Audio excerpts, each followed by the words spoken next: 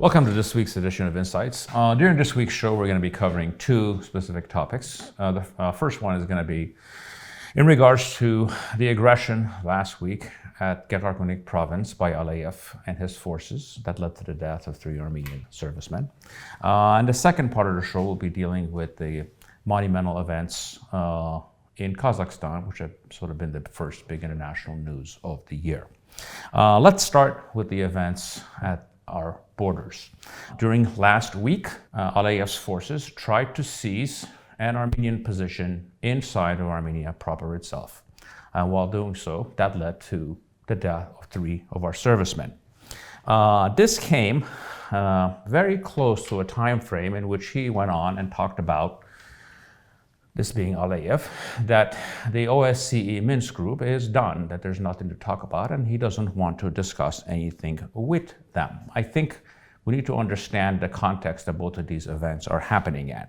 And what we need to understand is that Aliyev has absolutely no interest in a peaceful solution or in any kind of a long-term understanding because they do not serve his domestic or foreign policy purposes. And this is important for all parties, including the Minsk group participants, to understand clearly. So what should be our approach to this continued provocations at our borders and attacks onto Armenia proper itself at a time when multiple countries, in the case of Russia and the EU, are trying to bring peace or settlement or at least calm the situation down? What should be our approach? There should be essentially 2 responses. There needs to be a military one and there needs to be a diplomatic one. And they're both distinct but interrelated. We need to get ready for what I describe as the long siege. He will not stop his aggressions at our borders until the moment that he doesn't think that pays off for him. And what that means is to change the military equation and make all of these incursions costly to his forces. This is the language of body bags, and dictators like Aliyev only understand that language and the political cost that comes with that. What he's actually handed us is a wonderful gift that we should use. In fact, if I was the leadership in this country, I would send him and his foreign minister flowers for his continued attack on the OSCE process. Because this is a 3-way negotiation. If one of the parties is not involved in the negotiations, it does not mean that the negotiations need to stop. It just means the negotiations change. And what should be our approach? Our approach is this. The Aliyev position is twofold. One, he wants Artsakh back without any Armenians. They want to ethnically cleanse Armenians in Artsakh and, if needed, commit genocide to get to that goal.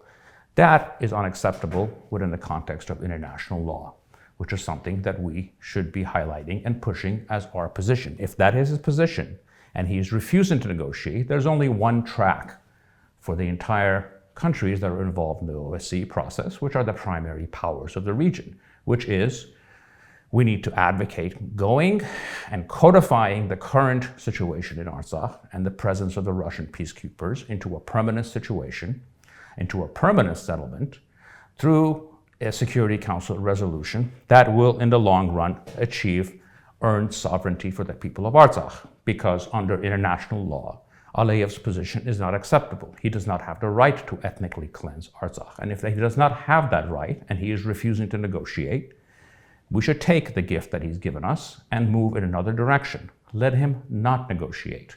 We will negotiate with the rest of the world to achieve a settlement that is favorable to our side.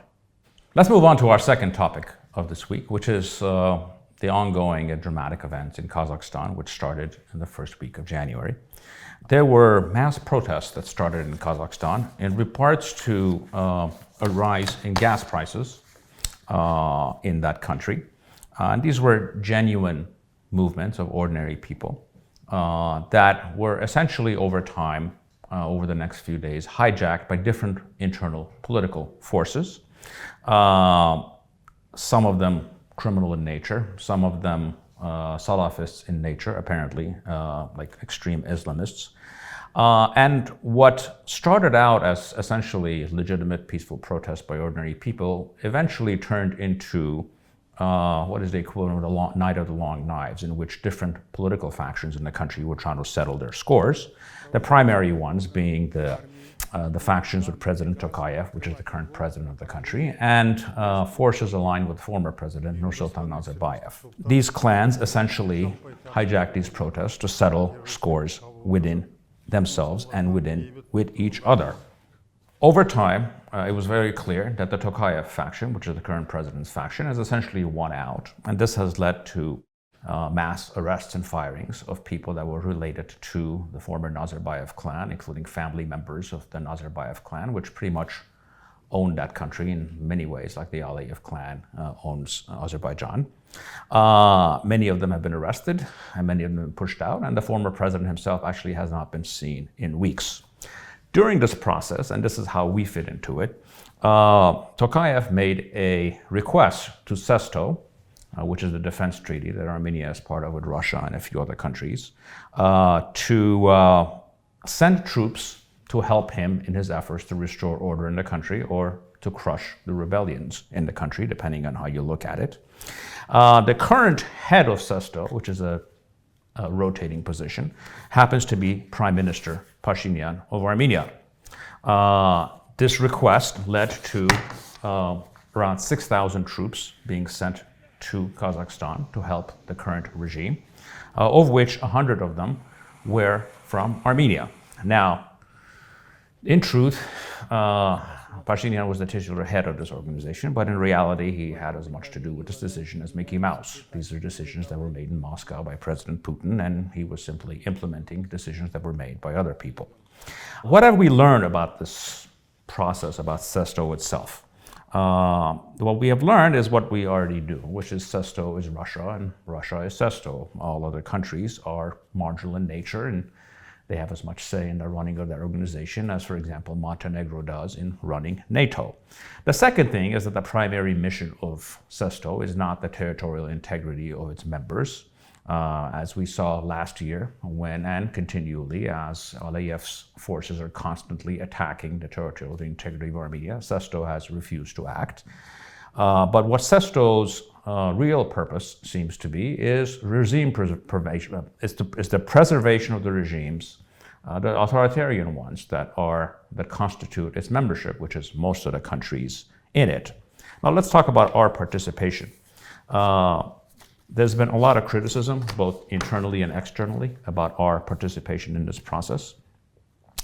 And to be truthful, this actually is shameful for a democratic country like ours, a country that is a center of freedom in a sea of tyranny, to have any role in settling disputes between multiple clans in Kazakhstan, whose, from a moral perspective, whether one side wins or the other side wins has no relevance. It's sort of the political equivalence of the war between the rats and the mice. It really has no moral significance or political significance of any kind.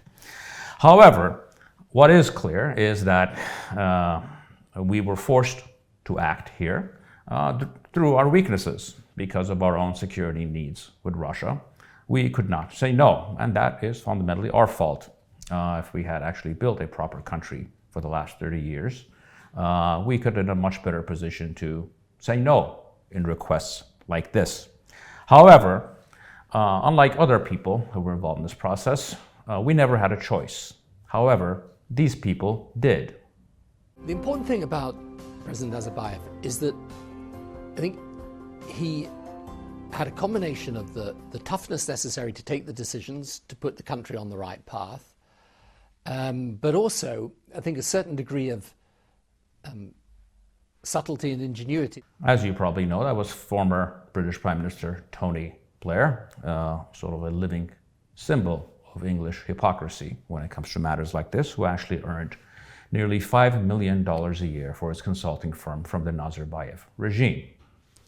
Over the last year, I asked both Vice President Gore and Secretary of State Christopher to visit Kazakhstan during their trips to the region. Both told me how impressed they were by the great progress Kazakhstan has achieved under the strong leadership of President Nazarbayev. And as you probably know, that was former American President Bill Clinton, whose own Clinton Foundation has taken dozens of millions of dollars from many people doing business in Kazakhstan or very close to the oligarchic regime in Kazakhstan, specifically the Nazarbayev clan. So what are the lessons that we can learn from the goings-on in Kazakhstan and all this back and forth? It's multiples, actually. It's actually quite enlightening. The first one is how weak all of these regimes are. We're talking about all the countries, the totalitarian countries in this region, Central Asia, and other places. And ultimately, all these regimes look strong, but they're essentially one event, one price increase, one angry dissident, one overplaying of their hand away from mass revolution, mass disturbances, or chaos in the country. All of these quote-unquote fathers of the nation, supreme leaders, presidents for life, they are a few days away from being shown their door, either by their people or more often than not by the other elites in the country who are actually, want to take their place. Kazakhstan itself is actually quite an interesting case because it has been seen as a model in the post-Soviet space in Central Asia as a country that was affluent and stable. In fact, it has a per capita income that matches Russia's and some Eastern European countries, and far ahead of countries like Azerbaijan.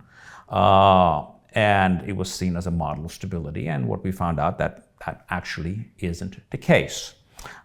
This gets us to this topic of which systems are more stable. It is this myth out there that totalitarian systems are more stable. That actually isn't the case because democratic systems have the ability to be far more flexible in the sense that you can settle your issues with fits and starts. Yes, you're quite capable of electing mediocre people or populists or people that are not the best people to run the country. That is certainly the case. But as we witnessed in the post-war period in Armenia, our democratic system allowed us to actually come out of a political crisis that would have led to civil war in many other places. So in the long run, all democratic systems are frankly more stable than authoritarian ones because there's room to maneuver and there's opposition that can come to fore and forge some kind of a understanding and move forward.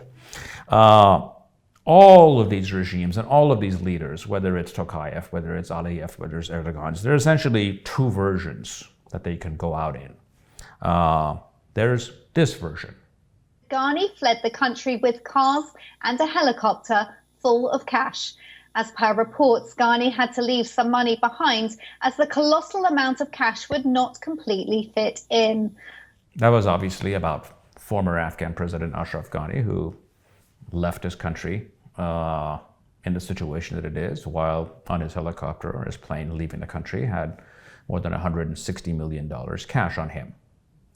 The second version that these supreme leaders and authoritarian leaders go out in is this version.